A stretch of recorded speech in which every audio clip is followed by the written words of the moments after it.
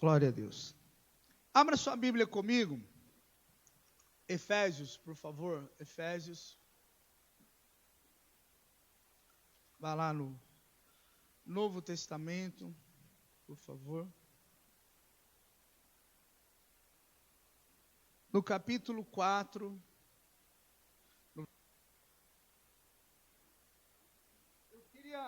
Efésios 4:11. Eu queria que você deixasse seu telefone celular desligado. Só levantasse em caso de extrema necessidade, por favor. Amém? Lili, deixa pronto aqui os microfones. Quem vai arrumar, já pode deixar pronto. Que depois eu termino aqui e já chamo as crianças, tá? Glória a Deus. Acharam Efésios 4:11?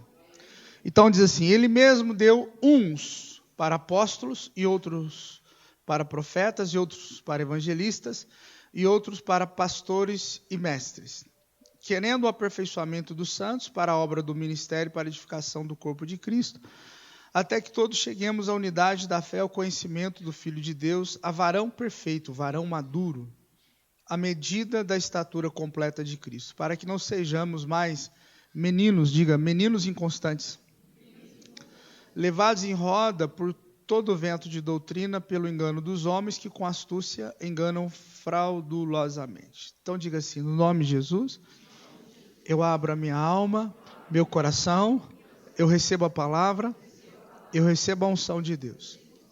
Amém. Olha para mim, eu quero que você me dê atenção. De tempos em tempos, Deus faz um trabalho na terra, restaurando algumas coisas ou reformando algumas coisas. O que é uma restauração? Vamos supor que essa peça aqui, ela envelheceu, caiu, quebrou uma beiradinha aqui, perdeu a pintura. Aí você leva para uma pessoa restaurar. A pessoa vai, com muito carinho, muito cuidado, vai pintar novamente, vai desentortar o que está torto, e vai trazer a peça, você vai olhar, parece que ela é zerinha, novinha, foi construída. Não, é a mesma peça, porém ela foi o quê? Restaurada. Isso é restauração.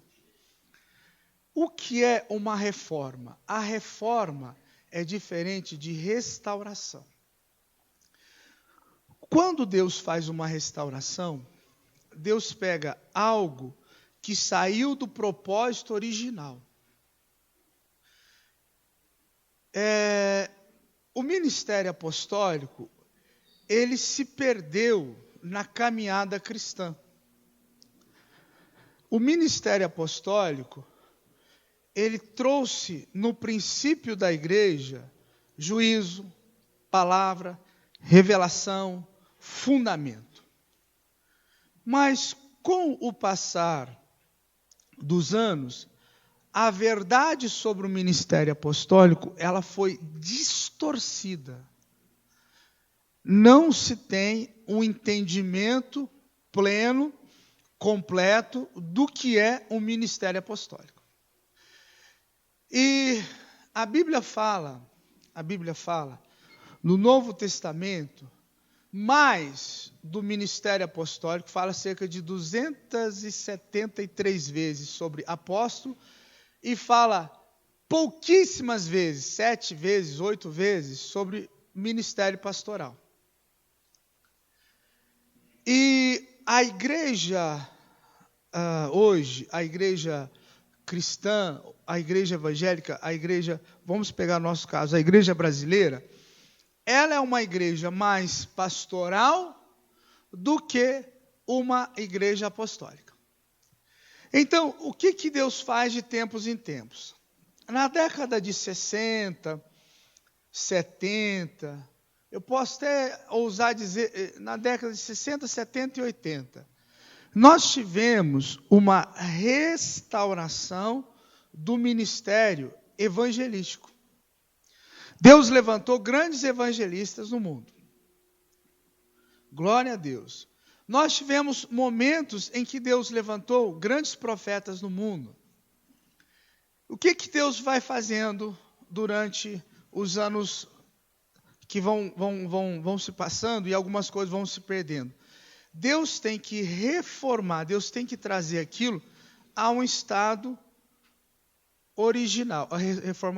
Restaurar. Deus tem que restaurar, trazer aquilo a um estado original. O propósito do ministério apostólico não é isso. O propósito do ministério apostólico é isso aqui. O que confirma o ministério apostólico é isso aqui. O que confirma o ministério pastoral é isso aqui. O que confirma o ministério profético é isso aqui. O que confirma o ministério de mestre de ensino é isso aqui. Porém, se você perguntar para uma pessoa que se diz apóstolo, fulano de tal é apóstolo, aí você pergunta assim, quais são os sinais de um ministério apostólico? O próprio apóstolo, às vezes, a pessoa que se diz apóstolo, ele não sabe quais são os sinais de um ministério apostólico. E se o próprio apóstolo não sabe, você perguntar por um crente, por um membro de igreja, quais são os sinais de um ministério apostólico? Muito menos. Por quê? Porque para ele tudo é pastor e glória a Deus. Alguns são chamados de bispo, outros são chamados de missionário Davi Miranda. Mas o missionário Davi Miranda, que faleceu, que foi fundador da Igreja Deus e Amor, não estou falando mal dele, pelo amor de Deus, só estou dando um exemplo, amém, gente? Para mim foi um homem de Deus. Então, ele usava esse nome missionário, mas ele era missionário? Não. Ele tinha uma missão? Sim. Mas qual era o ministério dele?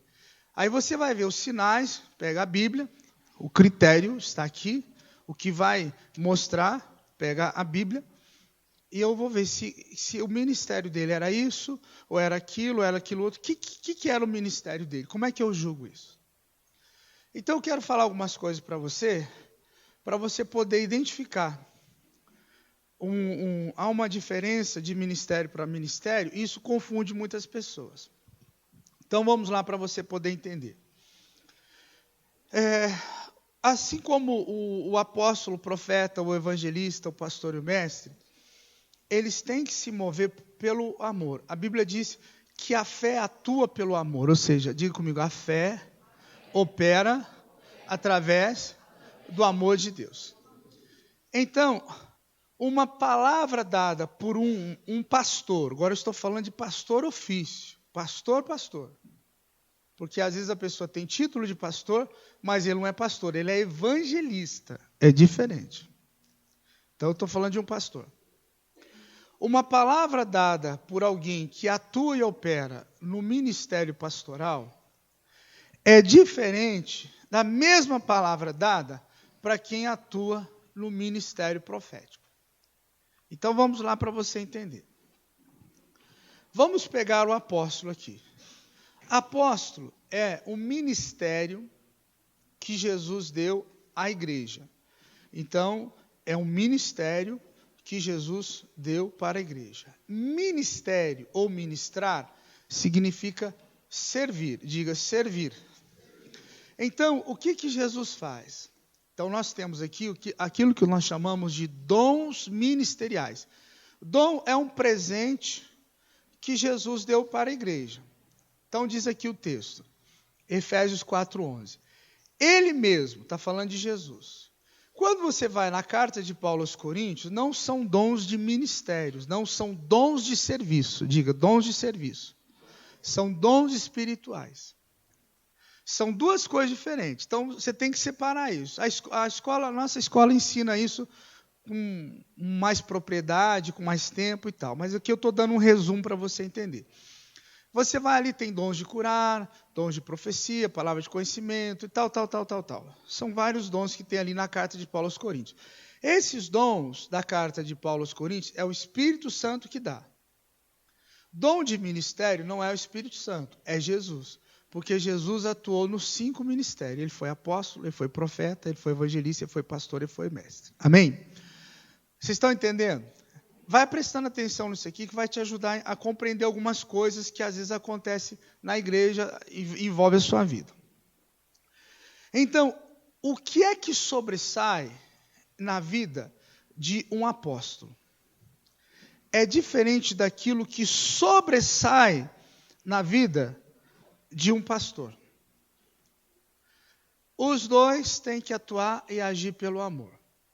Porém, o que sobressai na vida de um apóstolo é o nível de autoridade e revelação que ele tem. A repreensão dada por uma pessoa que atua no nível apostólico é diferente da repreensão de uma pessoa que atua no nível pastoral. Então vamos lá para você poder entender isso. Você vê o apóstolo Paulo, e provavelmente o perfil, o temperamento dele, se você já fez aquele teste, na internet tem, o temperamento dele era um temperamento colérico. Normalmente, quem atua nesses dois ministérios, apostólico e profético, normalmente, Deus já faz isso, a pessoa ela tem um temperamento colérico. E eu não vou ficar explicando o que é temperamento para você, então corre lá, estuda, aprende, faça o teste lá, vê o que sobressai na sua vida. Então, a pessoa por ter um temperamento colérico, parece que ela está sempre pilhada. Quer ver um exemplo de um temperamento colérico? Pastor Silas Malafaia. O Silas parece que está sempre querendo bater em alguém. Não é verdade? Aquilo é um colérico. Ele está sempre bravo, quer bater em alguém. Você tem até medo de conversar com ele. Falar, se eu chegar perto dele, ele vai querer voar em mim. Né? Aquilo é um temperamento colérico. Pastor, normalmente, há exceções, ele não é colérico. Ou ele é melancólico ou fleumático. É meio assim, meu querido, meu amado, chuchu, meu nego, vem cá. É diferente. Por isso, você tem que entender o que é temperamento. Paulo, por ter esse temperamento colérico, Deus chama o apóstolo Paulo e dá a ele um ministério de fundamento, que nós chamamos de ministério apostólico. E quando Paulo tinha que resolver um assunto, ele era assim muito bravo, decidido nas suas palavras. Há um texto na Bíblia que Paulo vem fazendo missões, abrindo igrejas, discipulando, pregando o evangelho com Barnabé. Daqui a pouco, eles chegam numa cidade e Barnabé tem um sobrinho chamado João Marcos. João Marcos, ele escreveu o Evangelho de Marcos. O mais interessante é que João Marcos foi discipulado por Pedro. Só para você entender o que eu estou falando. João Marcos não foi discípulo de Jesus, mas foi discípulo de Pedro. E aí, João Marcos, o que acontece com ele? Ele diz assim, olha, eu sei que vocês vieram fazendo missões, e aí o seguinte, eu quero fazer parte desse grupo, e a partir de agora, eu quero continuar, com vocês. O Paulo falou, não, poxa, nós viemos trabalhando, abrindo igrejas, ministrando, pregando, agora você chega aqui, seu bonitinho, você chega aqui e quer fazer parte da nossa equipe, não funciona não. Nós pagamos um preço, agora você vai pagar. Barnabé, que era companheiro de Paulo, falou assim, não, mas deixa o meu sobrinho João Marcos ir com a gente. Paulo bateu o pé e falou que não, e eles começaram a brigar. Começaram a discutir. Paulo falou assim, quer saber de uma coisa? Eu continuo sozinho, eu pego Silas, eu pego alguém, pega o teu sobrinho e vaza. E a Bíblia diz que houve uma tamanha dissensão que cada um seguiu o teu caminho. Sabe o que me lembra isso? Bispo Macedo e R.R. Soares. Foi isso que aconteceu. Tem uma história longa, não vou falar aqui, que eu sei o que aconteceu, que eu fui da Igreja da Graça décadas, então eu sei o que aconteceu. Cada um seguiu o seu caminho e o evangelho cresceu nas duas igrejas. Então, para você ver que Paulo, por causa do temperamento dele, ele não engolia qualquer coisa. Ele bateu o pé, falou que não e acabou a conversa. Rapaz, nós pagamos um preço, nós viemos ministrando, agora o teu sobrinho chega aqui, você, provavelmente Barnabé, tinha um temperamento um pouco diferente, talvez era mais pastorzão, mais acolhedor, mas o problema é que tinha um apóstolo ali que não dava o braço a torcer. Então era assim que Paulo agia, era diferente. E quando você chega em uma igreja, em que o líder da igreja, o ofício dele é pastoral, essa é uma igreja que acolhe. é uma igreja que se preocupa em cuidar das famílias, cuidar dos casais, cuidar dos filhos, cuidar das crianças. É uma igreja que nós chamamos de uma igreja de cuidado. Não, nós vamos cuidar, não, nós vamos cuidar. Aí o pastor vem, você fala, poxa, ele é tão amoroso, ele é tão educado, aquilo, meu Deus, aquilo é uma perua come cheia de amor. Eu nunca vi um pastor daquele jeito. Ok. Aí você sai daquela igreja, você mudou de cidade, vai para outra cidade, você chega numa igreja em que o pastor, o ofício dele é profético.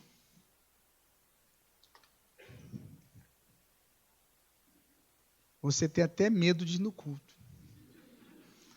Porque se naquele dia você fez uma besteira qualquer, o pastor, ele que está no ofício profético, ele já vai revelar. Cadê o irmão que essa semana bateu na esposa? Safado, sem vergonha, fica de pé. Você vai pedir perdão aqui na minha frente. Eu já vi isso acontecer na nossa igreja. Eu trouxe um profeta uma vez, ele apontou para o irmão, eu fiquei com vergonha, eu não sabia se eu corria, se eu desmaiava, se eu disfarçava que não estava acontecendo nada. Eu não sabia, eu vi isso acontecer na nossa, eu vi. Ninguém precisa falar, é pastor a ver, não, eu vi. Então, você chega, é diferente. Você chega numa igreja em que o ofício é apostólico, a maneira de manifestar uma bronca, uma repreensão, ela é diferente. O que sobressai no ministério apostólico e profético é o nível de autoridade. Então, vou perguntar, você responde. O que sobressai no ministério apostólico e profético? E o que sobressai no ministério evangelístico? Então, vamos deixar o evangelista para depois. O que sobressai no ministério pastoral? Acabei de falar. O cuidado. Amém? O que é cuidar? Diga, expressão de amor.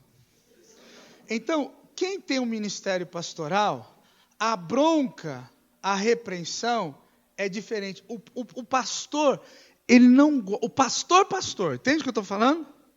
Sim ou não, gente? Ele não gosta de dar bronca. Mas eu vou falar isso, ele vai ficar chateado comigo. Ele vai querer sair da igreja, depois eu vou ter que orar, jejuar. Eu não queria jejuar. Não, mas vai lá. Não, a gente resolve as coisas de uma outra forma, pastor Paulo. A gente vai lá, senta com ele, deixa isso para lá. Meu filho, deixa para lá isso. Deus resolve tudo. Fica tranquilo. Isso é o quê? É um pastor, ele tem aquele cuidado. Poxa, estou sentindo falta. O pastor ele vai cantar, o pastor vai cantar. Eram 100 ovelhas. Tá faltando uma, tá faltando uma, tá faltando uma. Tem que visitar, irmão. Vai lá, ajuda lá. Aí o profeta vai pregar. Aquele endemoniado saiu da igreja? Aquele capeta? Aquilo foi livramento de Deus, irmão. Aí o pastor vem, não, tem que ir atrás, tem que buscar a ovelha. Então, dá um nó na cabeça de quem não entende. O Paulo, ele arrumava problema, alguém arrumava problema com ele, ele entregava para o Satanás. Era rápido. Era ele, Deus e o diabo que resolviam o negócio. Não tinha... Ele falava, fulano pegou a madraça, então transou com ela, então manda para Satanás. E Meneu e Alexandre me deram muito problema. Sabe o que eu fiz? Coloquei os dois na mão do capeta para apanhar até aprender. Fulano de tal, mandei ele, um espírito de morte, vai dar hemorroida nele, vai morrer. Paulo resolvia a coisa assim. Porque o que sobressaía nele era o nível o quê? De autoridade.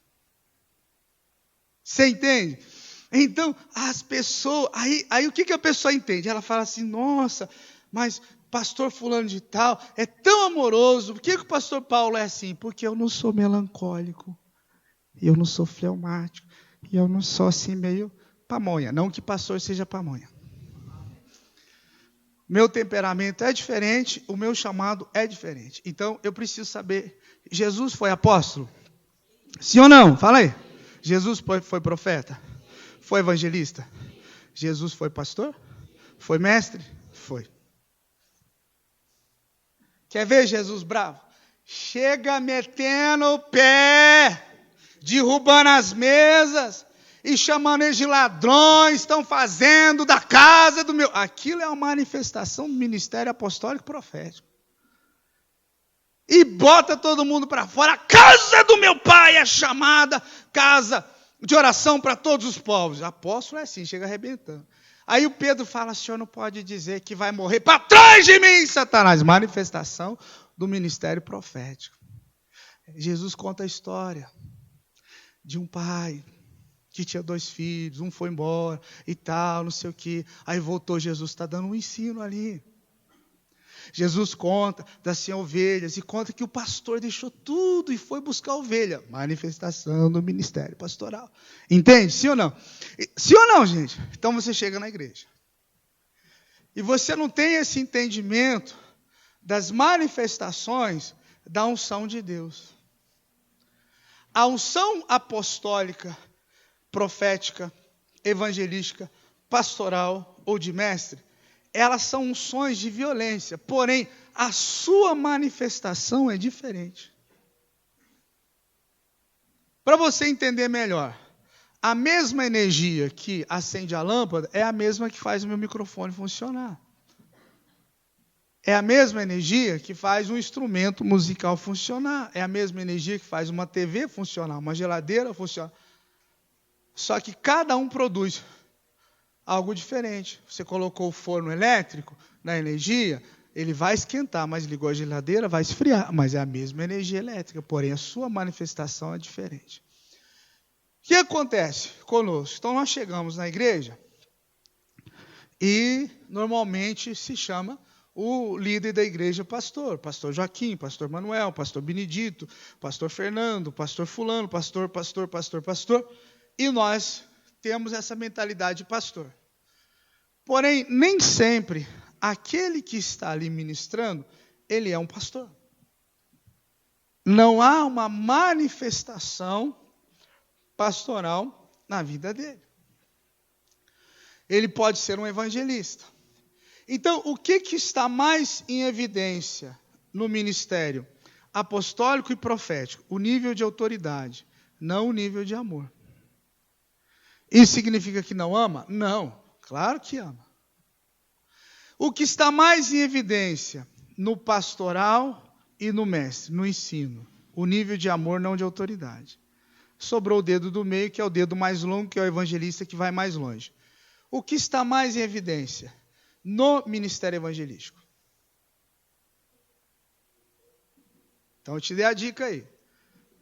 O que está mais em evidência no apostólico e no profético é o nível de autoridade, o que sobressai, não o nível de amor. Passando para o outro lado, o que sobressai no pastoral e no ministério de ensino é o nível de amor, não de autoridade, é diferente. Agora vamos ficar aqui no meio. O que sobressai no ministério evangelístico? O amor ou a autoridade?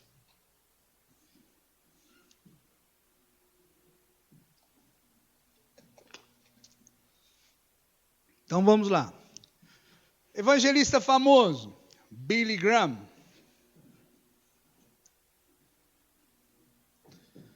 Um dos maiores que já pisou nessa terra. Não vou falar dos antigos, talvez você não conheça. Outro evangelista famoso, John Wesley, fundador da igreja metodista. D.L. Moody, grande evangelista. Então nós temos na história alguns evangelistas, mas existem nomes que talvez você nunca estudou biografia, você não sabe. Então, o que sobressai no ministério evangelístico? O amor ou o nível de autoridade? Quem fez a escola aí? Deixa eu ver. Quem já se formou na nossa escola? Levanta a mão. Você tem que saber. Essa aula foi dada. O que sobressai, gente, no ministério evangelístico? O evangelista, ele tem algumas coisas interessantes. Primeiro, ele tem que ter um amor, escute isso, para ganhar almas. Então, ele tem que ter uma vida de amor e dedicação. Segundo, ele tem que ter um nível de manifestação de autoridade. Por quê? Porque ele vai trabalhar com cura e ele vai trabalhar com libertação. Então, o que sobressai no ministério evangelístico? Autoridade ou amor? Os dois. O evangelista é o mais equilibrado dos 5. Olha que interessante. Para e pensa para você ver. Ele tem que aprender a caminhar tanto no amor quanto na autoridade. Porque ele vai precisar de amor para ganhar, mas ele vai precisar de autoridade para libertar e curar. Consegue entender o que eu estou falando? Ótimo. Dentro de tudo isso que a gente está falando, nossa, a hora está voando, já está na hora de acabar o culto, eu nem comecei a pregar ainda. É verdade, nem comecei. Dentro de tudo isso, então Deus dá uma missão. Diga, missão. Essa missão, ela foi dada para a igreja, mas tem um detalhezinho. Leia para mim aí. De novo. Não, mas lê bem alto para mim aí, vamos lá. Então nós temos em Marcos capítulo 16, eu quero que você abra a Bíblia, não precisa colocar na tela não, Natan. Em Marcos capítulo 16, versículo 15. Você vai ouvir alguns pastores, pregadores na televisão falar assim, a grande comissão nos diz o seguinte. Então, você, eu, nós fomos comissionados, incumbidos de realizar algo para Deus. O que nós fomos comissionados de realizar? Marcos capítulo 16, versículo 15. Acharam aí? Então, a minha tradução, deixa eu abrir o João Marcos aqui, ela diz o seguinte, diz assim, e disse-lhes, ide por todo o mundo e pregai o evangelho a toda criatura. Versículo 16, quem crer for batizado será salvo, mas quem não crer será condenado. E estes sinais seguirão, acompanharão os que creem. Meu nome expulsarão demônios, falarão novas línguas, pegarão os serpentes, se beberem alguma coisa mortífera, não lhes fará dano algum. E porão as mãos sobre os enfermos e os curarão. Ok. Então, como no nosso país nós temos um costume, um hábito, uma mania errada de transferir responsabilidade, nós fazemos aquela interpretação, nós fazemos aquela interpretação, que eu falei semana passada, se você não veio, você perdeu. Nós fazemos aquela interpretação número 4, cultural. Nós interpretamos a Bíblia de acordo com a minha cultura local. Então eu vou te mostrando alguns textos e vou te explicando para você poder entender. Nós lemos esse texto aqui, abra sua Bíblia aí, sublinhe, escreva, anote, não há problema nenhum nisso. Nós lemos esse texto aqui que diz o seguinte, ide por todo mundo pregar o evangelho a toda criatura. Então nós vamos no momento histórico. O que aconteceu aqui? Jesus morre, ressuscita, reúne os discípulos e Jesus dá uma palavra para os discípulos. E alguns interpretam da seguinte forma, então os discípulos receberam essa comissão, esse comissionamento, essa missão de pregar o evangelho. E no nosso país nós interpretamos da seguinte forma, é responsabilidade, de novo, do pastor pregar o evangelho. Então, nós transferimos, de acordo com a nossa cultura local, nós transferimos essa responsabilidade para o pastor.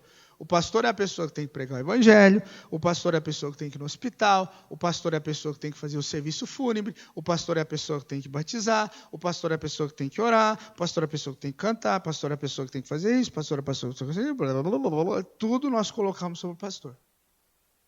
Mas essa não é uma interpretação bíblica.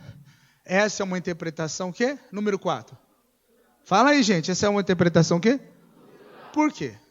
Porque nós, pastores brasileiros, nós acostumamos o povo assim.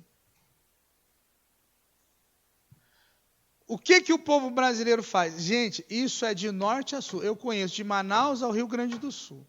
Eu conheço. Igreja, já preguei em todo tipo de igreja que você possa imaginar. Todo tipo de igreja. Então, eu conheço. Nós, pastores, a culpa é nossa, não é do povo. Nós fizemos uma interpretação cultural em que vem aqui na minha igreja que eu vou orar por você, eu vou te abençoar. Está errado? Não, não está. Mas nós esquecemos de ensinar. Então, o que sobressai muito no nosso país é o ministério pastoral. Não é um ministério quíntuplo. Não tem na mente das pessoas o apostólico, eles não sabem o que é isso, na maioria das igrejas. Não sabe o que é o ministério apostólico, não sabe o que é o ministério profético, não sabe o que é o ministério evangelístico, não sabe o que é o ministério pastoral, não sabe o que é o ministério de mestre de ensino. Por quê? Porque nós fazemos uma interpretação da Bíblia de acordo com a nossa cultura. Aí nós jogamos a responsabilidade sobre o pastor. Tudo por causa do quê? De uma interpretação errada desse texto que eu estou lendo para você. Jesus disse assim: ide por todo mundo e pregar o evangelho a toda criatura. Quer ver um exemplo? Quantos de vocês aqui estudam? Faculdade ou estudam? Estudam. Levanta a mão, deixa eu ver. Eu nunca vou alcançar os seus colegas de sala. Eu não estou lá. E muitos deles vão viver essa vida, morrer para o inferno. E você esteve lá o tempo todo.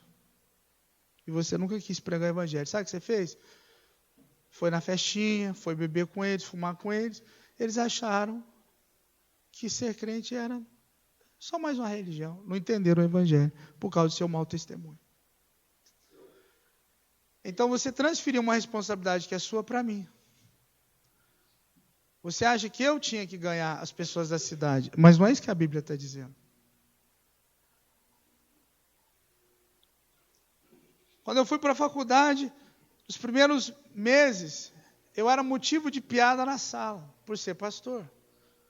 Com o passar dos meses, dos anos, eles se tornaram tão meus amigos que eles vinham confessar pecado para mim. Tem coisa que o policial está gravando, não posso contar aqui, que vinham falar: Paulo, você ora por mim? Por causa disso, coisas que aconteciam, mas eu conquistei esse respeito. Eles faziam festa, iam para beber, iam fazer isso, aquilo. Já sabiam, nem meu nome colocava na lista. Por quê? Porque eu não ia. Mas aprenderam a me respeitar. Eu conquistei isso. Então, a minha mensagem não era uma mensagem de evangelista, não é pastor, mas de evangelista, ficava pregando para se converter, para se arrepender. Não, a minha mensagem era uma mensagem com o meu testemunho na sala de aula. Você entende a diferença? Então, você está numa sala de aula e você não faz diferença ali, você é só mais um, mesmo sendo crente ou cristão, Deus vai requerer da sua mão o sangue de cada um deles. Tanto que hoje eu tenho um amigo, de tanto a gente conversar, eu dar bom testemunho, ele se converteu, ele está hoje na igreja Maranata, servindo Jesus, e às vezes a gente se encontra, e ele sempre fala: Paulo, você foi um exemplo para mim. Não precisou ficar falando isso, aquilo, não. O seu exemplo, o seu testemunho, para mim, me levou para o evangelho. Você entende o que eu estou dizendo? Então, o que acontece? Nós fazemos uma interpretação, às vezes, da Bíblia, uma interpretação de acordo com a nossa cultura. Cultura é aquilo que se passa de pai para filho. Cultura não é só a pessoa que é inteligente, tem conhecimento, saber, não. Mas é aquilo que vai passando para a geração. Então, o que nós, pastores, fizemos? Nós fomos passando uma cultura de acordo com aquilo que nós vivemos no nosso país. Mas não é uma cultura bíblica, é uma cultura religiosa. E aí eu transferi a responsabilidade para o meu pastor. É como aquela senhora que falou para mim um dia: o senhor podia ir lá em casa, pastor. Por quê? Porque o meu marido não quer saber de Jesus. Agora, se o senhor for lá fazer uma oração, conversar com ele, ele vai ser de Jesus. Mas o que adianta eu ir lá fazer uma oração, conversar com ele vai falar para mim que a senhora é uma jararaca. E a senhora está na igreja. Eu já ouvi isso, irmão. Pastor, não adianta nada essa mulher ir na sua igreja, não. Por quê? Ninguém aguenta esse cão aí, não. É desse jeito. Entende o que eu estou falando? Eles acham que a pessoa, não há mudança na vida dela, ela acha que o pastor tem que ir lá e resolver o problema do marido. O problema não é o marido ou a esposa. Nós transferimos. É aquilo que eu chamo de síndrome de Adão. Adão, cadê você? Estou aqui atrás da moita. O que aconteceu? Não, a mulher que o Senhor me deu. Eva, cadê você? Não, que a serpente me enganou. Serpente, vem cá. A serpente, já sei. O demônio entrou em mim, não sei de nada. Então, um vai passando a culpa para o outro. Isso acontece na igreja. Quando eu digo a igreja, eu não estou me referindo à nossa igreja, mas à igreja de Jesus. Então, nós transferimos a responsabilidade que compete a nós transferimos para os outros. E, normalmente, no nosso país, o caso é esse. Não, pastor, o senhor tem que pregar, o senhor que vai lá no hospital. Imagina uma situação assim. Você passou uma semana, estou falando de mim, atendendo gente, resolvendo coisas, indo para lá, para cá e tal, você está moído. Aí, quando é no sábado, estou dando um exemplo aqui, amém, gente? Amém? Só um exemplo. Quando é no sábado, meia-noite, seu telefone toca e a pessoa fala assim, pastor, eu queria que o senhor pudesse vir amanhã aqui fazer o serviço fúnebre do fulano que morreu, meu parente, tal. Aí eu digo assim, querido, eu não posso ir. Amanhã eu tenho 2 cultos, tem compromisso, tal, mas eu vou mandar alguém. Tem gente que acabou, ele não pisa nunca mais na igreja. Porque tem que ser o pastor que vai fazer o serviço fúnebre. Se não for o pastor, chegar lá, né, terno, gravata, a Bíblia debaixo do sovaco como desodorante, você entendeu? Se não for o pastor, para ele não serviu aquele serviço fúnebre. O que é isso? Cultura brasileira. Quer ver outro exemplo? Você comprou uma moto, um carro. Normalmente as pessoas pedem para a gente ungir. A unção representa o seguinte, Senhor, esse carro estou ungindo para que haja proteção, esse carro pode ser usado para o serviço do Senhor, não me importa em dar carona para a pessoa, não sei o quê. Aí a pessoa fala, pastor, o senhor pode ungir meu carro? Não, eu tenho atendimento agora. Pede para o seu discipulador. Ah, não, meu discipulador não. Ué, por quê? Ele não tem a unção que o senhor tem. Mas ele é do demônio? É do capeta ele? Você entende? Então supervaloriza. E sabe qual que é o problema no nosso país? Essa supervalorização ministerial, quando um camarada desse toma um tropeço, cai, comete um erro, todo mundo... Nossa, o pastor fez isso. Você viu falar do pastor? O que ele fez, rapaz? O Lucinho um dia pegou a Bíblia e cheirou a Bíblia. Meu Deus do céu. O Datena só faltou chamar ele de Satanás, de Lucifer. Como vai cheirar a Bíblia? Por quê? Entende o que eu estou falando? Porque supervaloria. O pastor é o super-homem. Irmão, cheguei, oi, aleluia. Glória a Deus, vamos abrir as nossas Bíblias, porque eu sou o cara, falei com Deus essa noite, Deus veio, aleluia.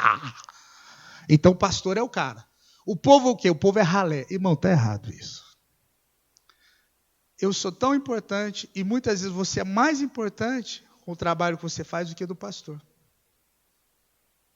Demorou, tá vendo? Essa cultura ela fica enraizada. Eu sou importante? Eu não sabia, Eu sou, amém. Então, o senhor falou, não, eu estava esperando o senhor falar, eu não sabia. Agora que o senhor falou, então agora eu sou. Pois é, tá vendo? Entende o que eu falo? Sim ou não, gente?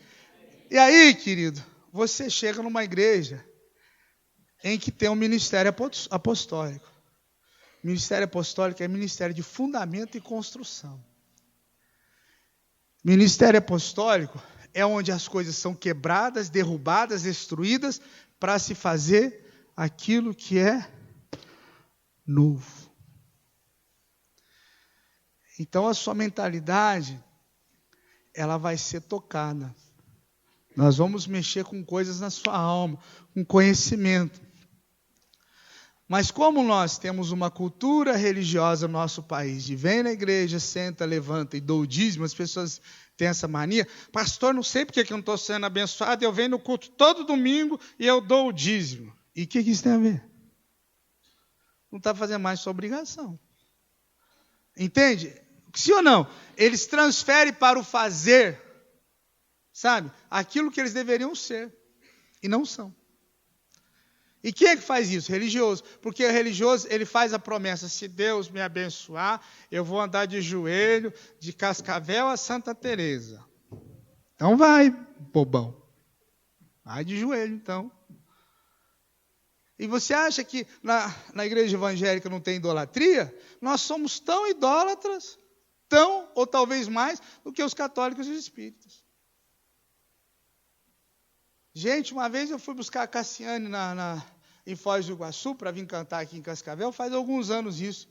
A menina tinha que sair com segurança. Cassiane! Cassiane! Eu falei, meu Deus, o que é isso? É um ser humano que faz cocô e xixi como todo mundo. Que desespero é esse? Entende o que eu estou falando? Gente, isso é idolatria. Isso chama-se idolatria. Não precisa ficar desesperado assim. Consegue entender o que eu estou falando? É um desespero, a menina tinha que sair. Só faltou segurança. Sai na frente, sai aí, crente do inferno. Tá atrapalhando? É desse jeito. A menina entrar no carro.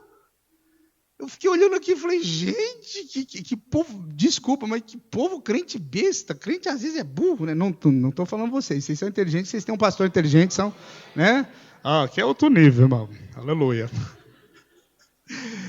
Então, você entende?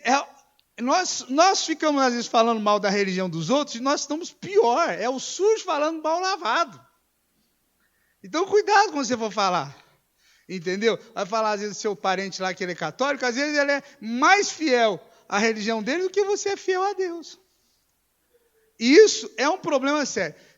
Para a gente não demorar muito, que deu para falar nada, mas tudo bem, né? Estou pior que mulher, eu sei disso. Falo pra caramba. Vocês sabem que vocês mulheres falam muito. Eu ganho um pouquinho porque eu prego, mas... Então, essa interpretação que nós fazemos da Bíblia é uma interpretação errada. Vê para mim lá as crianças, pastor José já estão prontas, que eu já vou encerrar aqui. Nós fazemos uma interpretação errada. Aqui Jesus está dizendo o seguinte, é competência sua, é missão sua pregar o Evangelho. Quando Jesus está dizendo pregar o Evangelho, Jesus não está dizendo propriamente falar, Jesus está dizendo viver. Viver o Evangelho. As pessoas vão olhar para você e elas vão ver o diferencial. Existem pessoas que vão estar na sua sala de aula, serão seus amigos, e que eles poderão ir para o céu ou para o inferno, dependendo da sua atitude na escola, dependendo da sua atitude no trabalho. Consegue entender o que eu estou dizendo, sim ou não? Então, o que Deus faz? Qual que é o propósito de tudo isso para a gente poder encerrar? É isso aqui que nós falamos semana passada, ó. Deixa eu colocar aqui.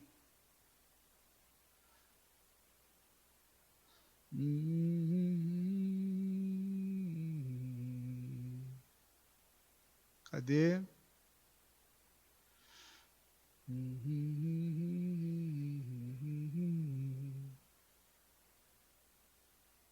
Ok. É isso aqui. Propósito do ministério apostólico, profético, evangelístico, pastoral e de mestre. Aperfeiçoamento, leia-se amadurecimento, maturidade dos santos. O que isso significa? Significa preparar o povo de Deus para servir. Então, o ministério, fecha a Bíblia e eu encerro. Os meninos já podem subir aqui, já vamos agilizando que a hora está passando. O propósito do ministério apostólico, o propósito de um ministério, de um líder, de um pastor que tem o microfone na mão, o cajado na mão, a espada na mão, o propósito dele não é só pregar o evangelho, é preparar o povo de Deus para o serviço cristão. Então, quando você vai no hospital e a pessoa está lá, morre, não morre, você fala, meu Deus, essa pessoa tem 10 minutos de vida. Você sabe fazer a oração do pecador? Que nós chamamos de oração de arrependimento. Pastor, eu não sei. Pois é, então aí já é um problema sério, com você e comigo. Será que eu não te ensinei isso? Com tantos exemplos que eu dei aqui, será que você não aprendeu? Qual conselho você daria para um filho, para um pai, para uma mãe, para o seu patrão? O que você faria? Eu não sei fazer. Então, nós que somos oficiais, vamos dizer esse termo, que oficiamos nos ministérios, seja como apóstolo, como profeta, como evangelista, como pastor ou como mestre, nós estamos falhando. Por quê? O propósito é aperfeiçoar os santos, levar os santos à maturidade e preparar os santos para o serviço de Deus. Por exemplo, você trabalha no mercado. Só vou dar um exemplo. E o seu gerente sabe que você é crente, que você é cristão, que você é de Deus. Eu já vi isso acontecer aqui na nossa igreja. Mas vou usar como exemplo. Aí ele chega para você e fala assim para você: Luiz Antônio, você podia toda segunda-feira de manhã, 10 minutos antes da gente abrir o mercado, fazer uma oração. Aí você fala: eu? Ah, não, eu vou falar com o pastor. O que ele fez? De novo, diga, transferência de responsabilidade. Então, vou perguntar. O que ele fez? Para quem que ele transferiu? Mas o gerente chamou quem? E por que ele não quer fazer? Cultura. Aí o pastor vai ter que ir lá na segunda-feira de manhã fazer algo que ele poderia fazer. Mas eu não sei, você não sabe orar? Quanto tempo você está no evangelho? 62 anos já. E você quer que o pastor vá lá na segunda-feira para fazer a oração? Sendo que você poderia... Entende isso, gente? Sim ou não?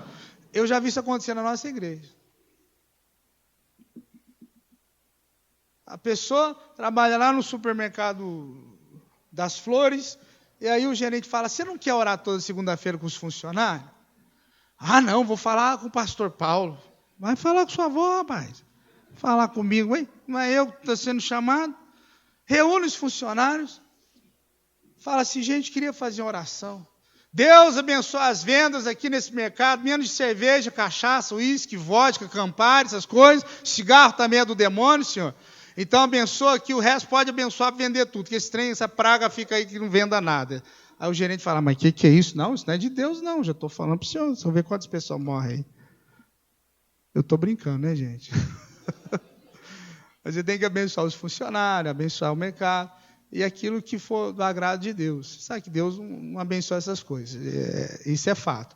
Então, chamou você, você tem que saber como é que você vai fazer uma oração.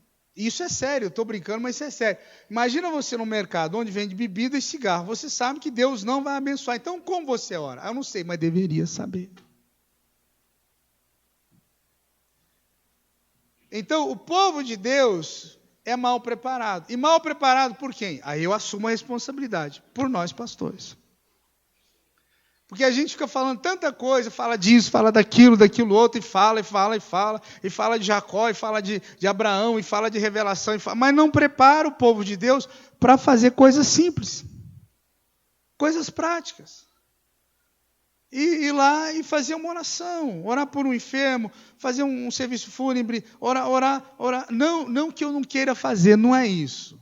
Amém, gente? Não, eu já cansei de fazer isso para mim, faço.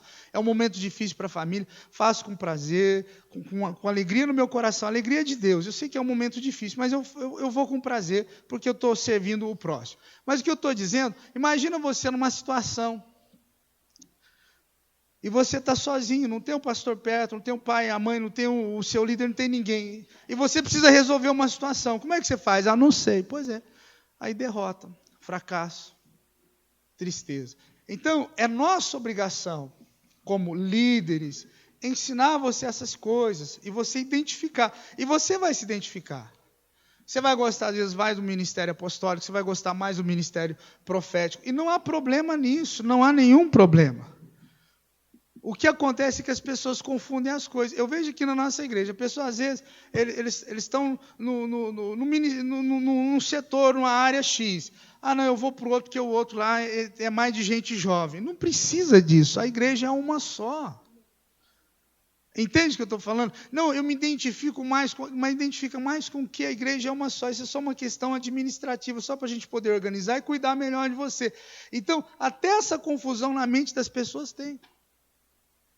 Porque ele acha, se ele estiver naquele setor, aquele setor tem isso. Não, esse setor do pastor Patrício tem mais jovem. Não, o pastor José é mais pastoral, é mais cuidado. Não, o setor do Admar, o pessoal trabalha mais com libertação. Mas não precisa mudar para trabalhar com isso. Você vai estar lá no seu trabalho, um exemplo, eu já vi casos assim, manifestou um demônio lá, você vai ligar para o Admar, para a Rosângela, vem aqui. Para quê? Você pode fazer a obra. Vai estar no seu trabalho e tem alguém que está passando um problema, precisa de aconselhamento, você vai ligar para o pastor José. Não, vou chamar o pastor José, porque ele é calmo, tranquilo, ele vai aconselhar você. Vai ficar aqui 3 dias sentado, te ouvindo. Lá no meu trabalho tem um jovem que está perdido, vou ligar para o pastor Patrício. Para quê? O Ministério Quíntuplo tem a função e a missão de preparar você para serviço. Não transfira a responsabilidade. Amém? Diga amém. Diga assim, eu recebo essa palavra no nome de Jesus. Ok. Li, vamos lá, filha? Vamos então, vai tirar o púlpito? Deixa eu tirar essas coisas aqui, senão meu relógio vai cair.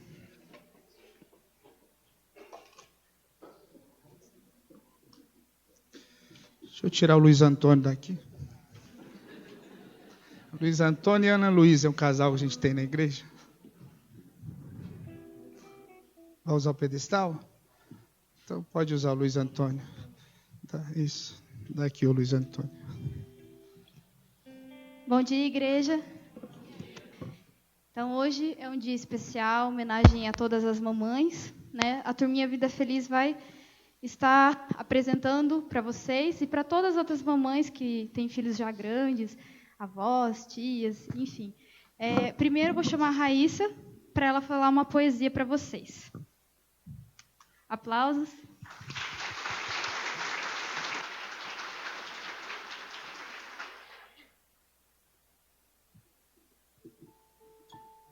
Bom dia, igreja.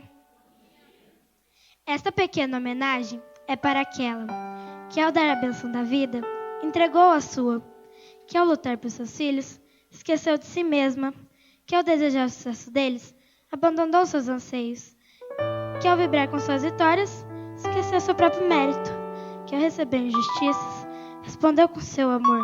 Seu corpo é a armadura, seu amor é a arma mais poderosa, e a sua vitória é conseguida através da felicidade dos seus filhos, da harmonia e paz na sua família. Você é a mulher, é a mãe, é a guerreira. Você carrega no peito um coração onde cabe um mundo de lutas, de amor sem limites, de vitórias sem troféus. Feliz Dia das Mães a você, que é a mãe guerreira, que luta, sofre e festeja na quietude do silêncio. Esta homenagem sentida. Obrigado, mamães, por ser a bênção divina presente em nossas vidas. Feliz Dia das Mães!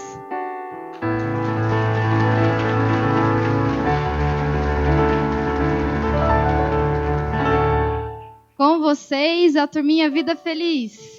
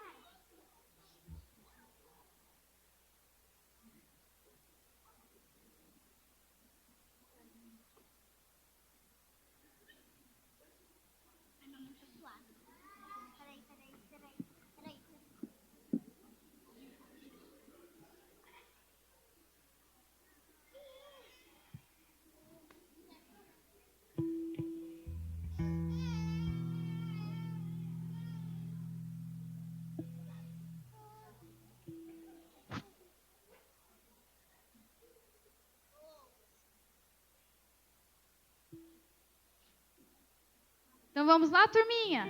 3, 2, 1 e... Eu vou falar de uma pessoa que é muito especial. Ela é uma joia preciosa, seu amor não tem final.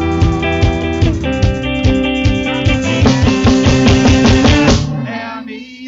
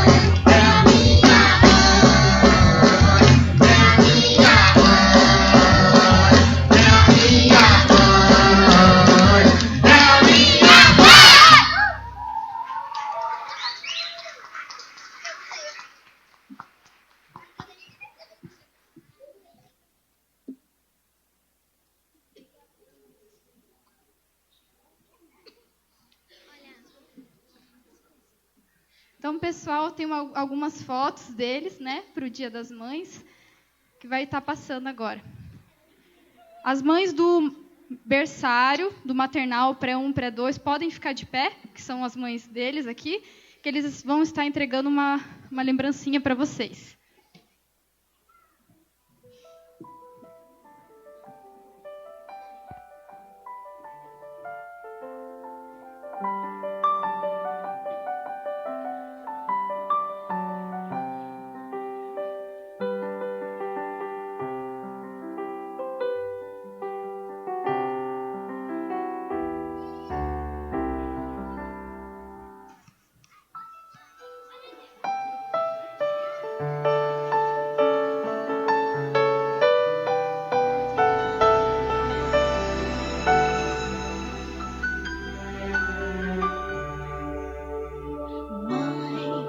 Quer dizer amor, mãe, quer dizer mãe, sabe quem eu sou e acha que eu sou perfeita. Mãe, quer dizer carinho, mãe, quer dizer beijinho, mãe, me faz sentir especial.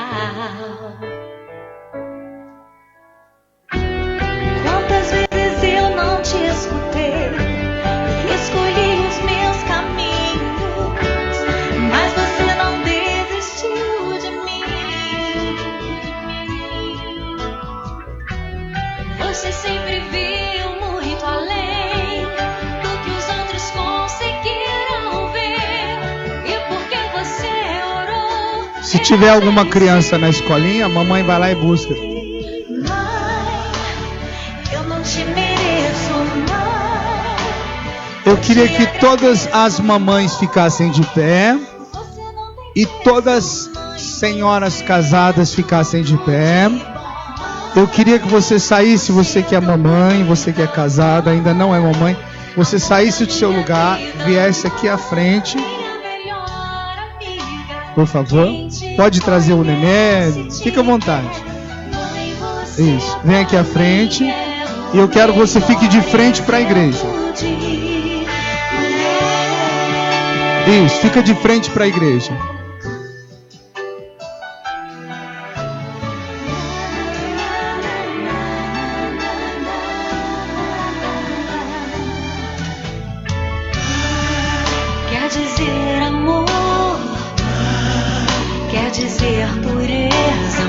E você que está sentado, eu queria que você ficasse de pé. E acha que eu sou perfeita. Quer dizer carinho, mãe. Quer dizer beijinho. Acha que eu sou especial. Quantas vezes eu não te escutei? Escolhi os meus caminhos. Cadê a pastora Silvana? Tá aí? Câmera? É? Alguém vai tirar foto ou filmar? Vocês podem juntar um pouquinho mais? Se ajuntem um pouquinho mais para ficar bonito lá na filmagem. Isso. A gente vai orar. Isso.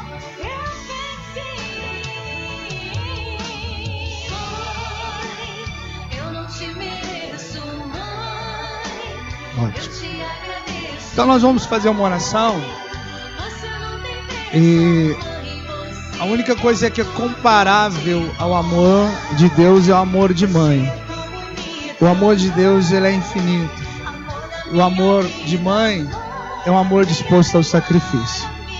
Então eu queria que você estendesse a sua mão para essas mamães, essas que são casadas, mas não são mamães. Isso. Queria que você estendesse a sua mão.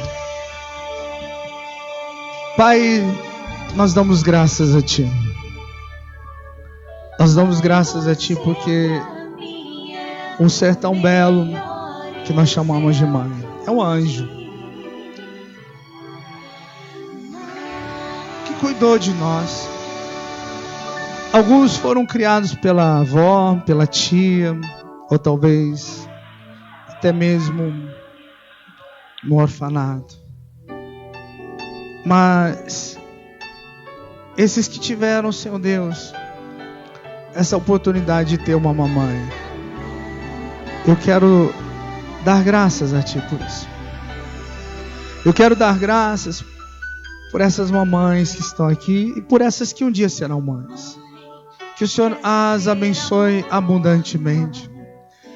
Que a vida delas, Senhor Deus, seja uma vida de colheita, porque elas se doaram, semearam e elas plantaram. Então, no precioso nome de Jesus, estende tua mão, abençoe cada uma que está aqui. Que não seja somente esse dia, que não seja somente hoje, domingo, dia das mães, mas que seja, Senhor, todos os dias. E aqueles de nós que não tem já a mamãe perto, a mamãe já partiu para a eternidade, que os corações sejam abençoados e consolados. Então eu, como ministro de Deus, abençoo essas mamães, abençoo toda a família, e eu dou graças a Ti. Que eles possam gerar, Senhor Deus, dia a dia, não somente filhos biológicos, mas espirituais. Nós os abençoamos em nome de Jesus. A igreja diga assim seja. No nome de Jesus. Diga, profetizo bênção. Em nome de Jesus. Profetizo vida. Diga, profetizo vitória. Profetizo saúde, alegria, prosperidade sobre cada mãe. Em nome de Jesus. E todos digam. Dê um aplauso a essas mamães que estão aqui.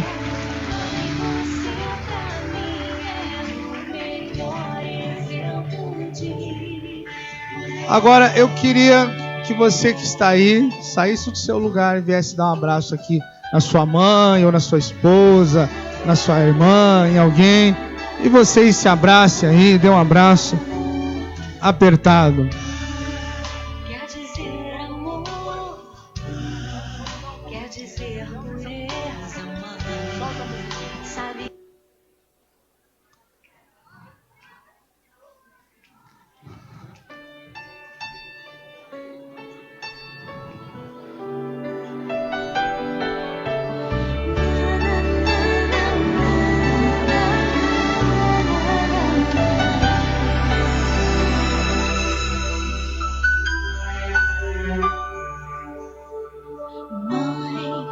Quer dizer amor, mãe.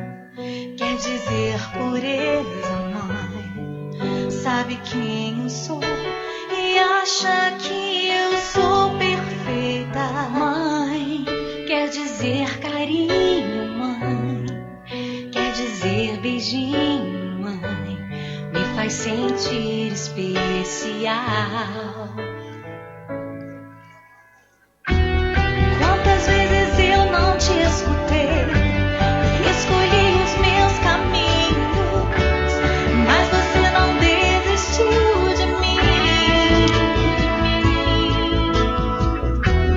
Você sempre viu muito além do que os outros conseguiram ver, e porque você orou, eu venci.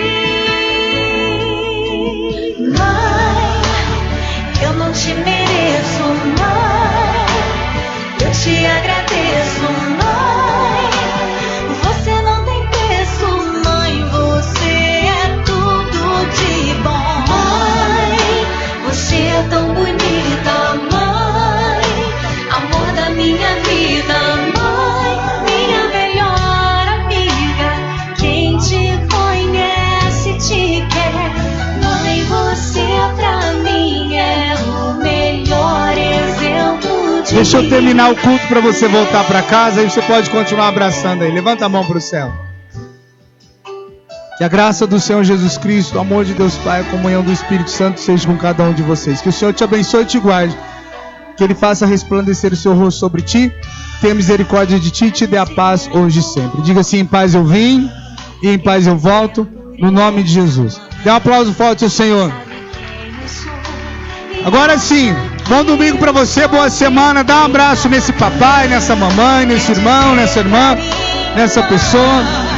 Bom, Deus abençoe você. Acha que eu sou especial?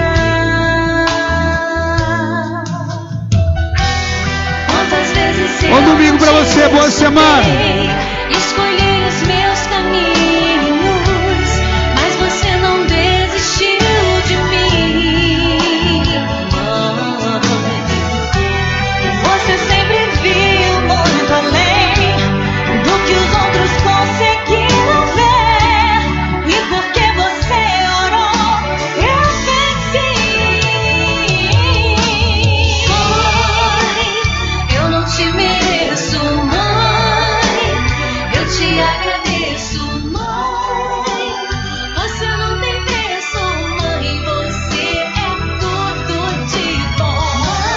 Mãe, você é tão bonita, mãe, amor da minha vida, mãe, minha melhor amiga. Quem te conhece te quer, mãe, você pra mim é o melhor exemplo de mulher.